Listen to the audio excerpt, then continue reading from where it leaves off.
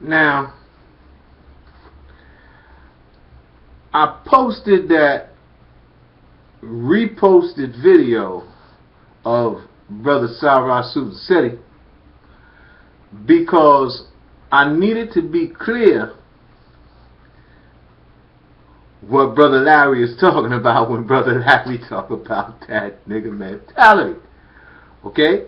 Now, if you listen closely to what Brother Sarah City is saying, Brother Sarah City says you don't have no humanity, that you ain't rose no higher than slavery, that you are still essentially a slave, so that you are a nigger.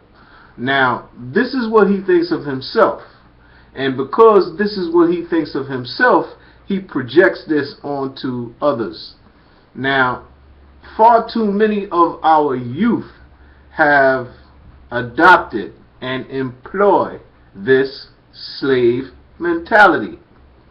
Family, during the enslavement of some of our people, not all of our people, because not all of the black people who are in America today are the descendants of people who were enslaved in America. See, you cannot let individuals who do not have a stake in this fight espousing philosophies about the direction of this fight and the state of consciousness of the people who have to wage this war, who have suffered the effects of this psychological war that has been going on since the last 150 damn years in America. The systematic tortures and lynchings were all designed to affect the social reality that you see. Very few black people standing up opposing this system. City, it is not because people have settled into being niggers. You don't understand population demographics.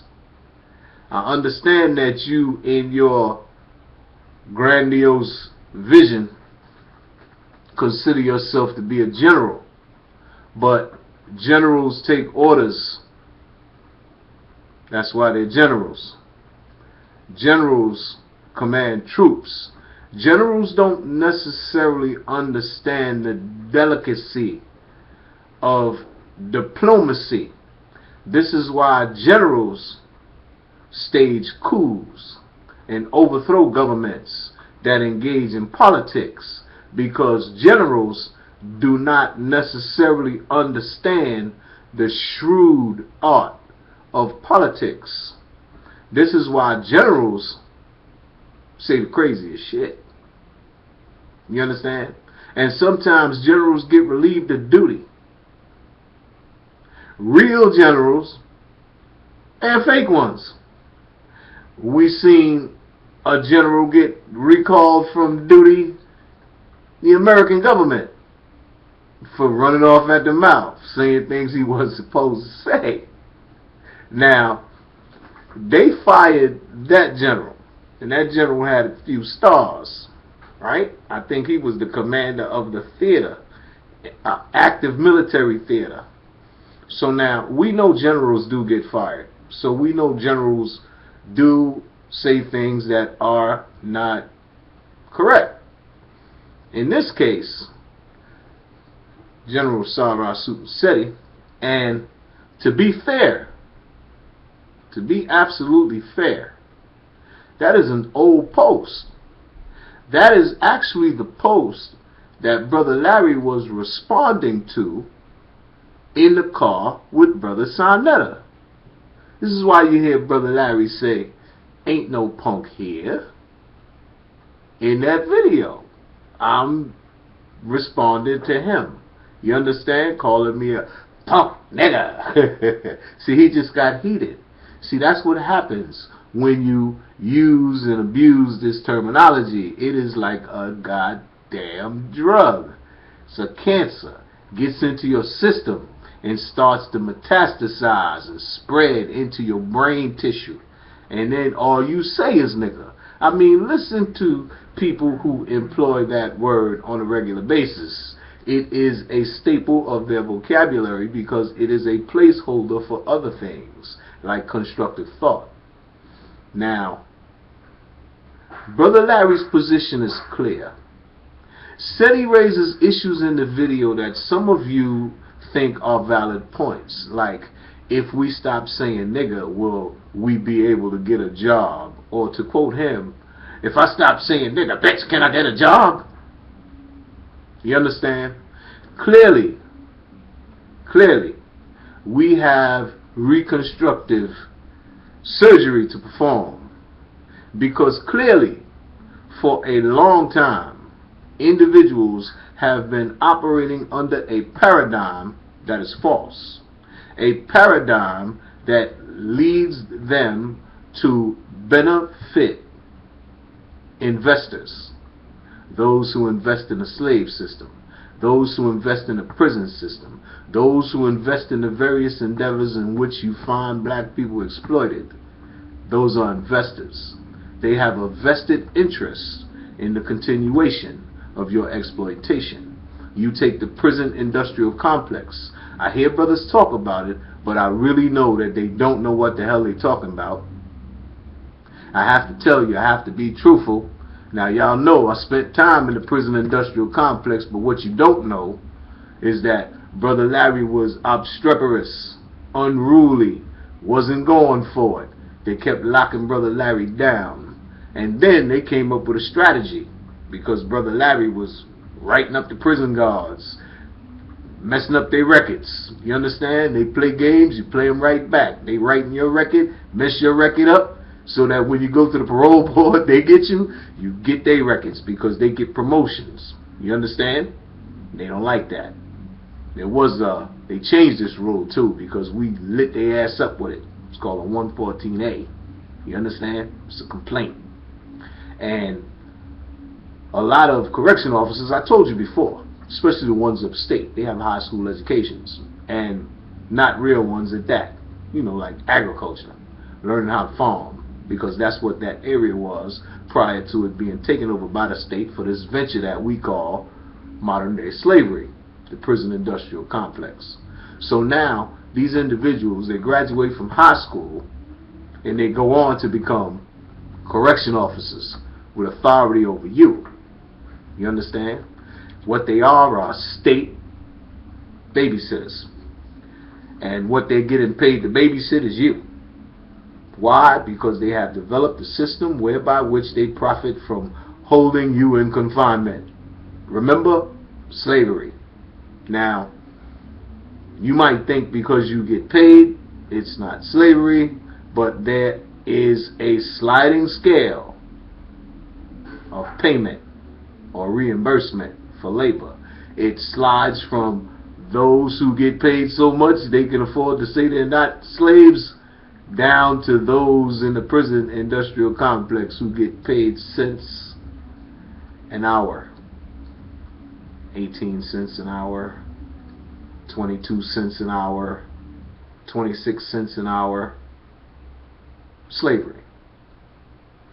And it is an industry because they sell what they produce for profit. They make the license plates that you see on cars for profit. They profit from the phone calls that prisoners make to their families. Profit. The phone companies set up deals wherein which they kick back millions to the state of New York. Now, once again, I can't speak on other states, but because it's like that in the state of New York, I can't imagine New York making money off prisoners calling home and other states not doing the same thing. Right?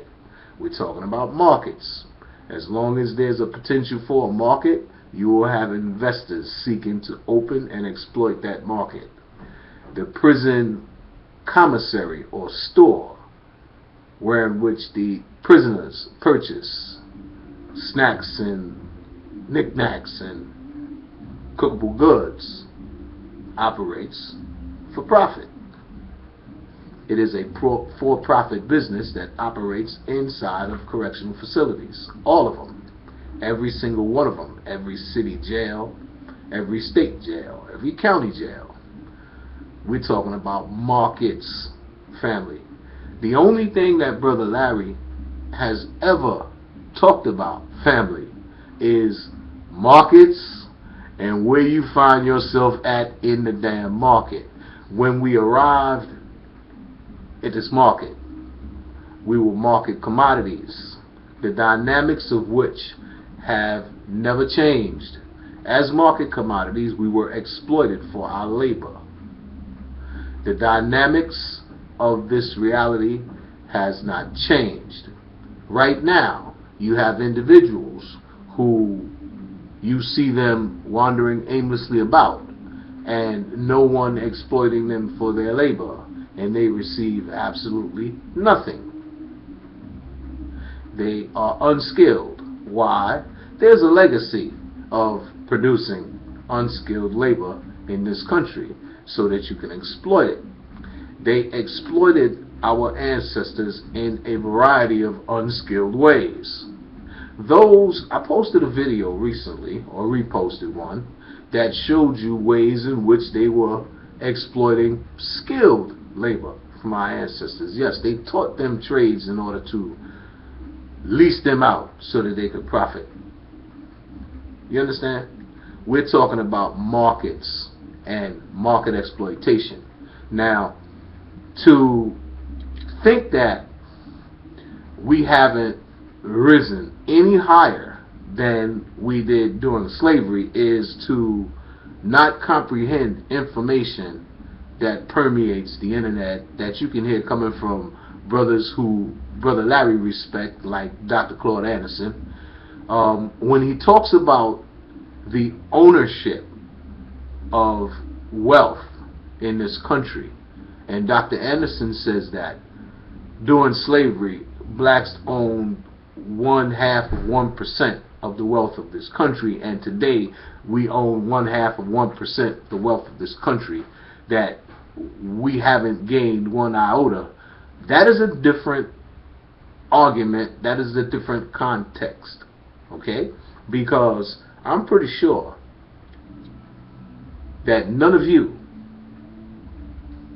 in my lifetime, now I'm 55, I'm pretty sure that none of you in my lifetime has ever seen any black person hanging from a tree getting whipped with other black people standing around watching, and one white person or one black person under the supervision of a white person. Yeah, that happened more often than not. A black person was whipping the black person under the supervision of the white person. And why? More food, better treatment. See, we don't talk about what actually went on during enslavement in this country. Not all of us were a part of us. Some who look exactly like we do operated with that cracker mentality. You understand? They were raised in it, born into it, raised in it. The only thing they knew, and they did not rebel against it. Those of us who rebelled against it, those of us who rebelled against it, are still doing so today. It's in the DNA. And those of us who did not are still doing what they did then. It's in their DNA. Now, that's not to say that if the conscious individuals among us actually presented an alternative view, that the people would not adopt that alternative view. That is to say that when you study demographics, when you study populations around the world, you'll come to know that populations follow the lead of the cadre, of the vanguard, who sets the direction and then forges ahead. It's not about getting everybody to stop saying nigger city. It's about waking up. And you're semi-conscious. And the reason you're semi-conscious is because you understand that mentality is counterproductive. And because you understand that, you really understand that you can't get to the point B you trying to get to with that mentality. Because that mentality is not going to sit still and let you take it anywhere. That mentality is going to get crazy as soon as it gets the opportunity. Because that mentality is real. And you see it. Dudes could be joking around and start with that shit, and that shit get crazy serious, even deadly serious. And you've seen this. You talking in the damn video, and nigga is hyping you up. You understand? You getting hyped, don't know what to say, fumbling with your head because of nigga. What I'm saying, brother, is that, and to all my young brothers, you see, some of us in our native land would have been warriors. Some of us would have been educators. Some of us would have been politicians, and some of us would have been visionary thinkers. Those among us with the vision to envision a better way would speak to that. Those of us among us who lack the ability to perceive reality beyond their own circumference would subject others to that. Now, if you cannot see beyond yourself, I mean, you would think that not calling yourself nigger wouldn't contribute to a better relationship between black men and women. Because I can tell you it would. And that's a fact. And I know people who, you know, the man and the woman, they nigger each other up like my nigga, my nigga. And they're dysfunctional. See, that's dysfunction. This comes from the plantation, man. Prior to us being subjected to the torture, the physical and psychological torture of the plantation system in America, we did not consider ourselves niggas. That came with the break, SETI. The break, SETI. The break from who you actually are. The break from the Mandingo. The break from the Yoruba. The break from the Igbo. The break from the Wolof. The break, SETI. The break in consciousness. The break, SETI. The break in reality. The break, SETI. The psychological disconnect, SETI, that cause individuals to surrender in order to survive. That's not the state of consciousness of a conscious man, SETI. Not even close. Why? Because, first of all, you know, Mandingo warriors, they remain Mandingos to this day.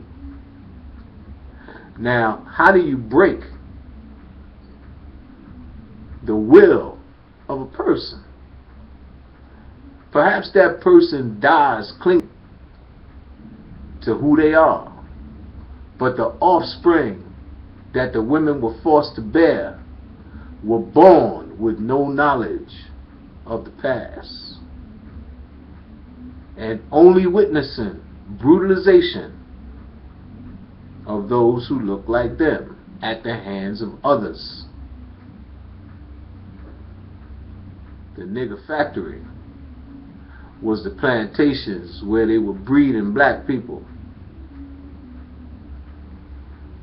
There was no consciousness there. There was rebellion there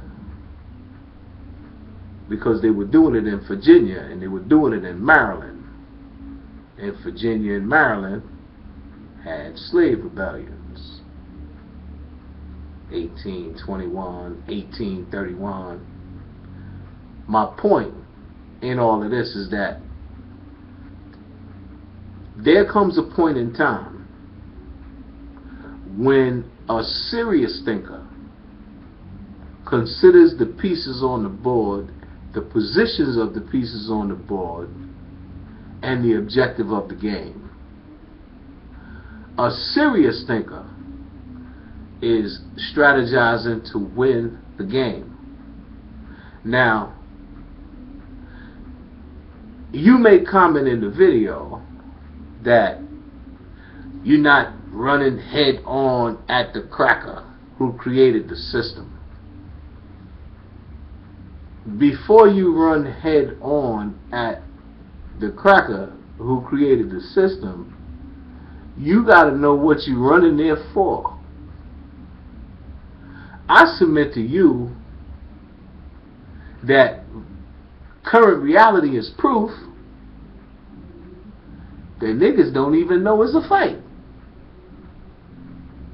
Now, it's individuals, semi-conscious individuals who call themselves niggas, that are being exposed to brothers who know that they are not niggas. This is where they're getting the information from that they are misinterpreting. They are misinterpreting information that's coming from brothers like myself who tell you that we are not niggas. And they are looking around the world at things they do not understand in foreign languages and cultures like the Naga. And they are thinking that Naga is nigga. No. And this don't have anything to do with giving crackers credit for no word. Now, this doesn't come from no crackers. Crackers are southern white racists. They did not invent nor speak Spanish. They could not pronounce the Spanish word negro, which means black. That's what the people who spoke Spanish were calling our ancestors when they were taken into the Barbary Coast slave market and taken over into Al-Andalus, which is modern day Spain, under the Moors. Yes, the Moors were slave traders, and they were slave trading non-Muslim blacks. The differentiation can still be heard in Spanish today, where they'll look at somebody who looks just like me. They might call me Moreno, which means like a Moor, or Negro, which means black. The only distinction being the Morenos, the Moors, were Muslims. The Negros were not. They were the ones being enslaved by the Muslims. Now, stepping back, this word comes from the market designation, Negro, Barbary Coast slave market. It went from market to market. From that market, dominated by Arabs, it came into the markets of Europeans. The word did not change. Negro, Negro.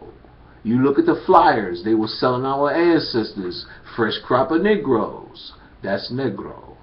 You understand? Now, these Europeans didn't speak Spanish. There was only one place that spoke it, the Iberian Peninsula, where Portugal and Spain is at.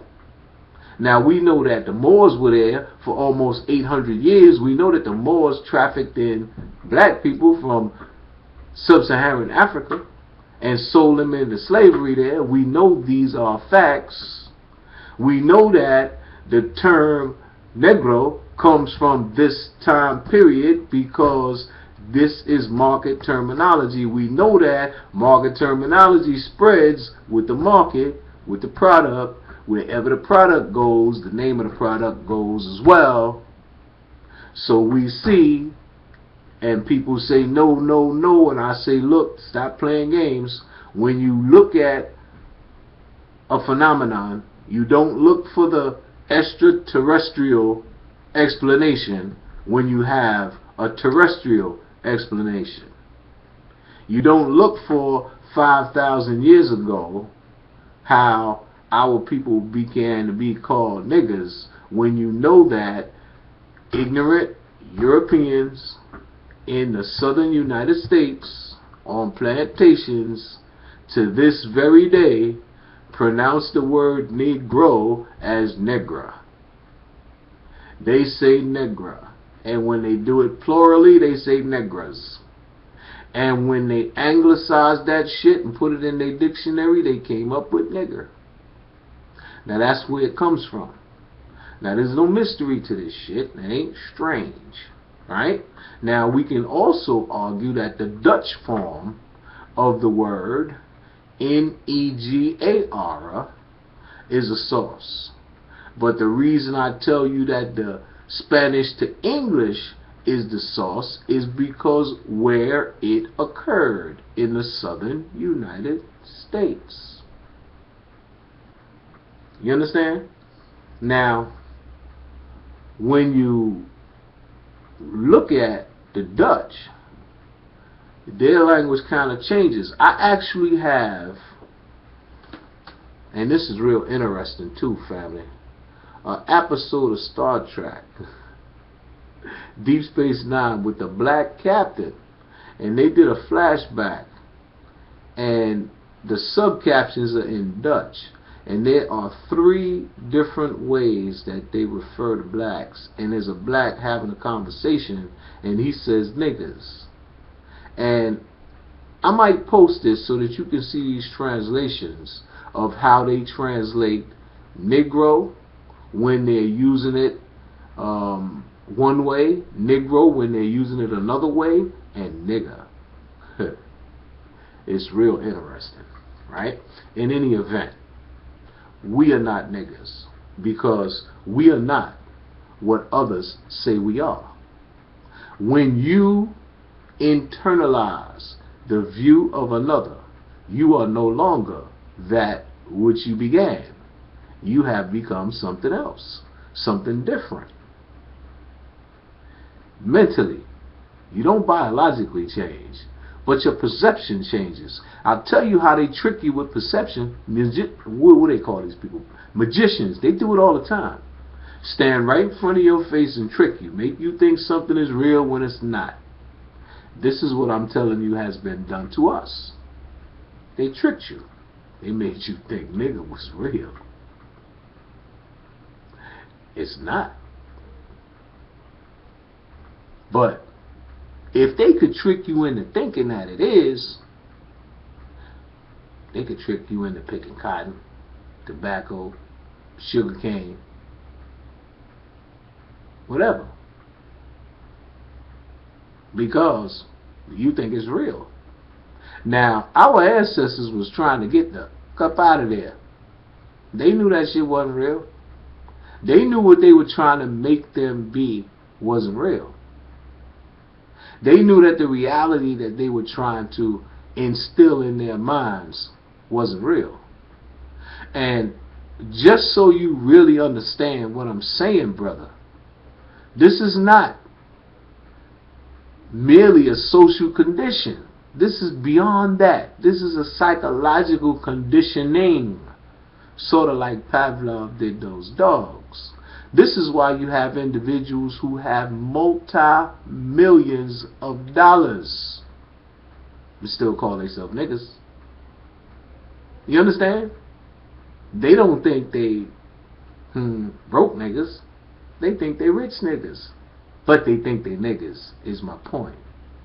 So we are dealing with an identity issue. And the reason it's an identity issue is because you don't have an identity to replace nigger. And Brother Larry is saying that this is where we need to be going, to where we establish who we are as a people moving forward, announce it to the world, and demand that we are respected as such, and be willing to implement sanctions against those who refuse to respect us. Now, that's where the young warriors come in at.